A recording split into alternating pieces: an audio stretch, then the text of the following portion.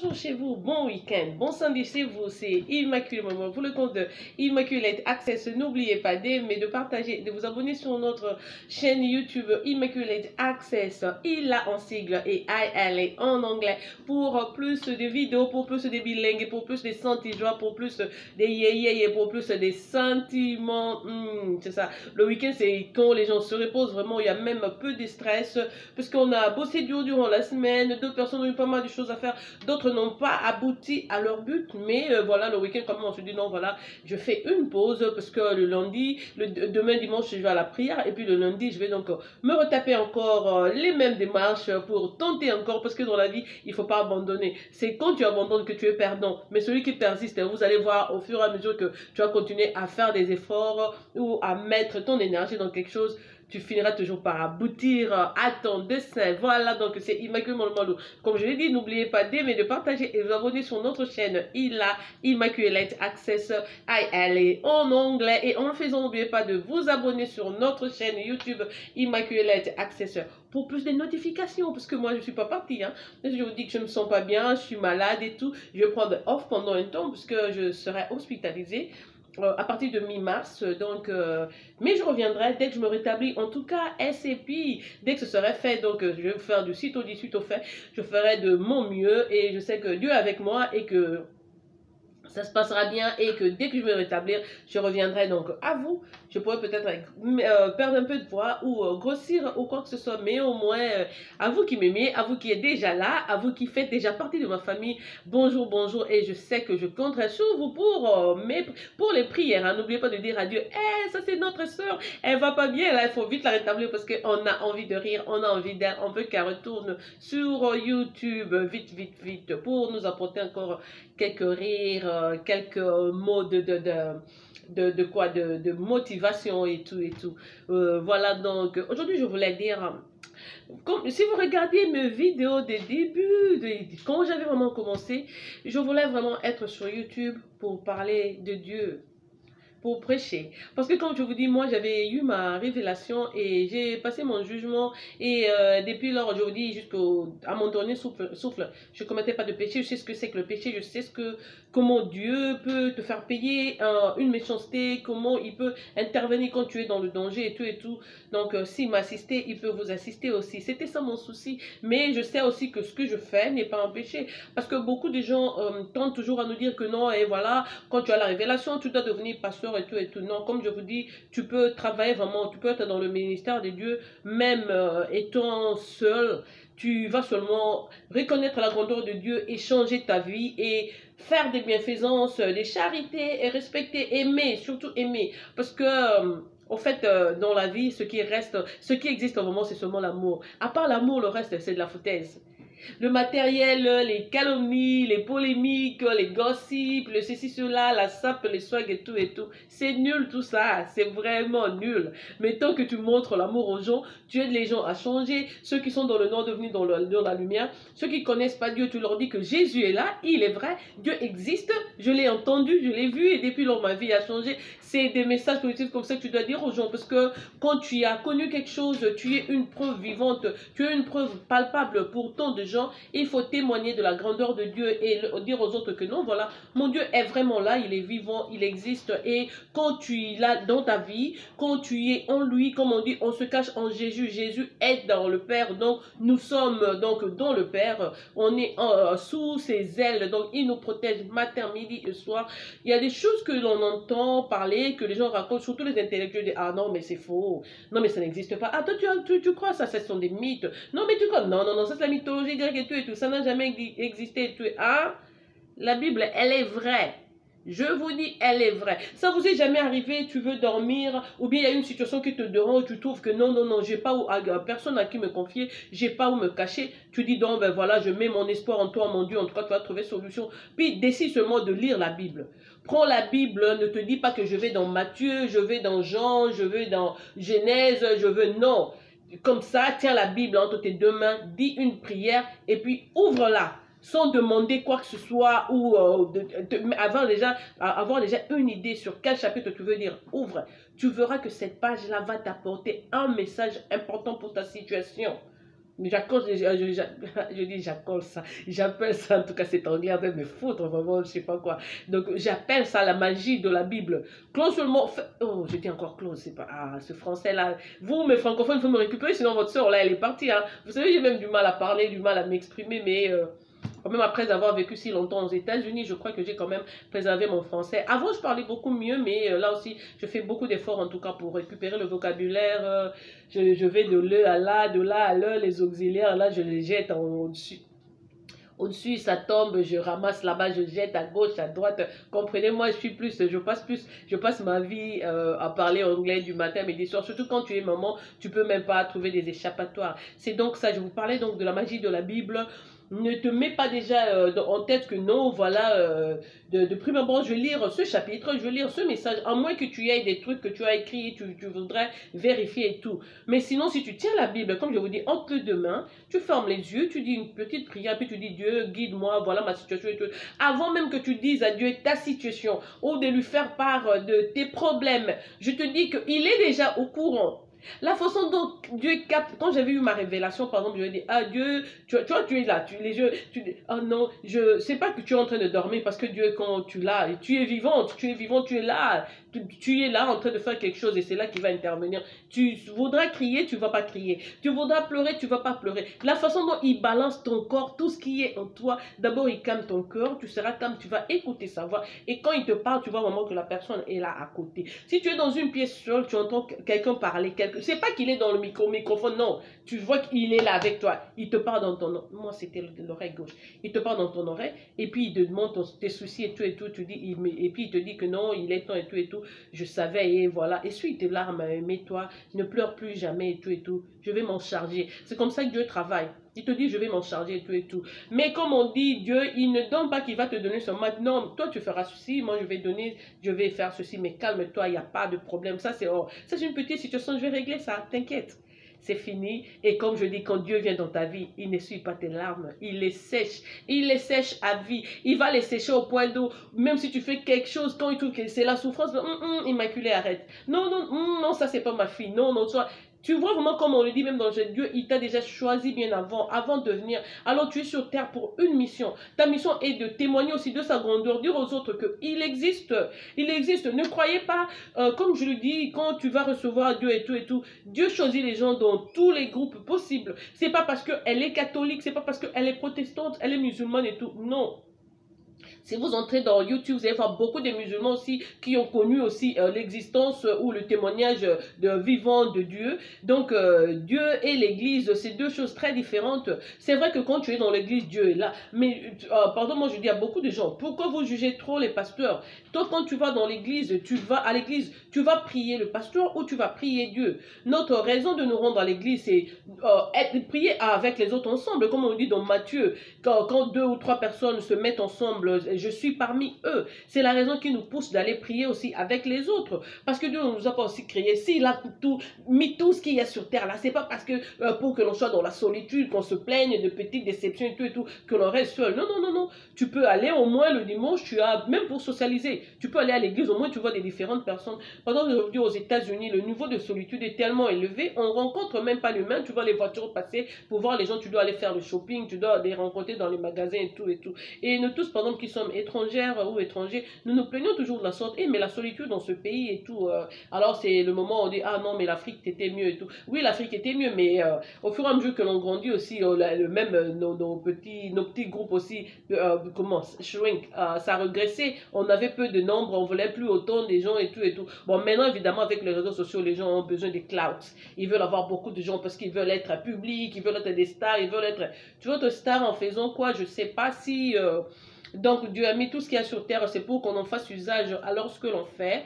Tu as découvert Dieu, tu vas prier aussi avec les autres, et même quand tu n'es pas avec les autres, de toute façon, Dieu ne nous lâche pas. Quand tu as tes problèmes, comme je vous dis, mets ta foi en Dieu, adresse-toi à Dieu, il est là, il est vrai, il t'écoute. Des fois, ça prend du temps. Moi, peut-être, c'est toute ma vie que j'ai prié.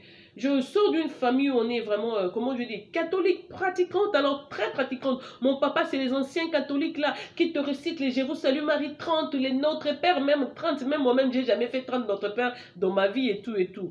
Et Dieu m'a vu, pendant ma jeunesse, j'ai prié, comme je l'ai dit dans une vidéo, j'ai plus été influencé par l'église protestante parce que le quartier où j'ai grandi au Congo, on avait plus de protestants que des chrétiens catholiques. Moi-même, je lisais la Bible à l'église protestante étant enfant. J'étais plus influencée. Si aujourd'hui, par exemple, vous savez, quand on est sous la douche, là, on aime chanter et tout. La première chanson qui saute par ma tête, c'est une chanson protestante. Parce que j'ai grandi dans un groupe vraiment protestant. Tous mes amis on se séparait le dimanche, moi avec ma famille, ou moi, je vais chez les catholiques, mais eux, ils vont chez les protestants. Mais du lundi au samedi, on avait des groupes qui répétaient non loin de chez nous. Les protestants étaient plus, ils avaient plus de trucs à faire, même le week-end, leurs enfants, les écoles des dimanches et tout, dans l'église catholique dans le temps, nous n'avions pas tous. Alors, en tant qu'enfant, je les suivais toujours. J'étais plus influencée par mes amis. Et heureusement que je ne suis pas morte, que j'ai eu la chance de passer mon jugement en tant que vivant. Parce que, comme on le dit aussi, Jésus viendra pour les vivants et les morts. Certaines personnes vont le connaître en tant que vivant. C'est ce qui était mon cas. J'ai passé mon jugement et... donc, quand tu veux tenter de poser une question avant même que la question soit sur ta conscience, Dieu il a déjà eu et il te répond. Il te répond. Je dis, ah mais est-ce que, puisque j'écoutais beaucoup à Tom et Nadège, il te dit, ce sont mes enfants. Ah, j'écoute, c'est mon enfant, c'est ma fille, Lorbongo. Ah, j'écoute, je demande maintenant, et tel prêtre, l'abbé Massamba, c'est un prêtre du Congo qui avait une fois prié pour moi. Je souffrais d'une sinusite très aiguë. Il a dit une prière et c'est une maladie qui m'a terrassée pendant des années, pendant toute ma jeunesse. J'étais mince comme ça, comme une tige. Hein. Juste après sa prière, avant même que je ne retourne chez nous à la maison, j'ai eu la solution. Dieu est intervenu et c'était fini. Alors, je lui dois beaucoup de respect, beaucoup. Il y a des gens qui ont l'onction vraiment, qui ont le feu, comme je le dis. Il est prêtre catholique. Si tu as des problèmes de santé, tu le vois, à moins que ce soit la décision de Dieu de prendre la personne. Mais j'ai vécu la force de l'abbé Massamba. Donc c'est ça. Et puis quand Dieu il intervient, tu vois vraiment qu'il était dans ta vie depuis ta naissance et il va te rappeler que voilà, tu as déjà vécu ici. Ou non, voilà, tu as une mission, je te choisis parce que je veux que tu fasses mon témoignage, parce que je veux que tu pries, parce que je veux que tu... Mais non, moi dans ma famille, je suis la rebelle de la famille du côté des filles. Hein. Moi c'est le genre, ah tu veux m'amener à la chorale, moi allez chanter. On ne vous paye même pas. Je fais rien pour rien. Je fais rien pour rien, c'était mon habitude. Ben, je vais chanter, il faut qu'on me paye, il faut qu'on me paye. Mais s'il n'y a pas d'enjeu, tu vas chanter. Et là, en ce moment-là, Dieu se moquait de moi. Mais moi, je t'ai créé, je te donne le souffle par jour.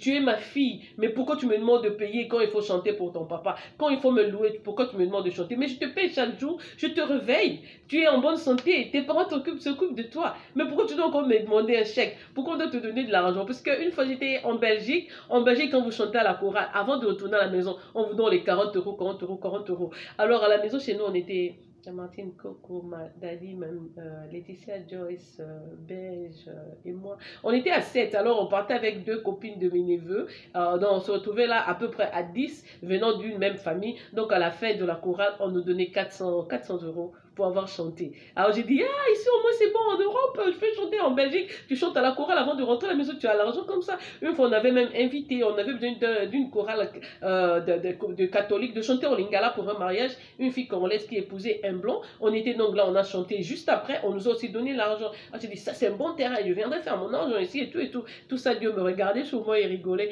Et puis quand je l'ai vu, j'ai dit, mais pourquoi je me comportais même comme ça? Pourquoi je devais exiger quelque chose en retour pour louer plus Dieu ou pour faire quelque chose de Dieu? Mais toute ma vie, j'ai été vraiment guidée. Moi, je ne suis pas une personne qui serait dans des trucs vraiment désordonnés, du genre, je vais me quereller avec quelqu'un, je vais insulter. Je déteste les insultes. Je n'aime même pas écouter les gens. C'est pour ça que je choisis même des trucs à suivre sur Facebook ou YouTube quand vous allez. Beaucoup de choses qui sont là. Je vais vous dire un truc, hein. Quand tu réveilles, vous savez comment nous allons sur les réseaux sociaux. Tu vas sur YouTube, tu vas sur Instagram, sur Facebook, tu es en train de chercher. Quand tu vois un titre, tu sais que toi, tu es quelqu'un qui prie, ou tu as Dieu, ou tu sais que Dieu existe, parce que Dieu contrôle son monde comme vous n'aviez pas idée. Rien ne l'échappe, rien ne l'échappe. Son nœud retrouve même les guides dans une boîte de foin. Ça retrouve une graine de sable sous l'océan, donc rien n'est caché, rien n'est caché. Mais Quand tu es en train de zapper, tu vois, tu arrêtes sur quelque chose, tu lis ce message-là. Souvent, tu verras que tu vas retrouver quelque chose là-dedans qui te concerne et tout et tout. Parce que en cet instant-là, c'est Dieu qui veut que tu lises ça pour que ça te donne une sagesse, pour que ça t'ouvre la mémoire, pour que tu deviennes une meilleure personne. Il faut faire attention. Il y a aussi beaucoup de choses qui sont sur des réseaux sociaux qui nous mettent dans des états déceptifs. Il faut faire très attention. Tu verras que ça, la personne qui était animée de mauvais esprits, parce que les esprits sont là, les bons et les mauvais. Et si tu as Dieu, tu as Jésus, il te donne seulement les bons esprits. Les mauvais esprits viendront te tenter, mais alors ce sont les anges ou son armée qui combattra pour toi. Donc ça ne va même pas t'atteindre.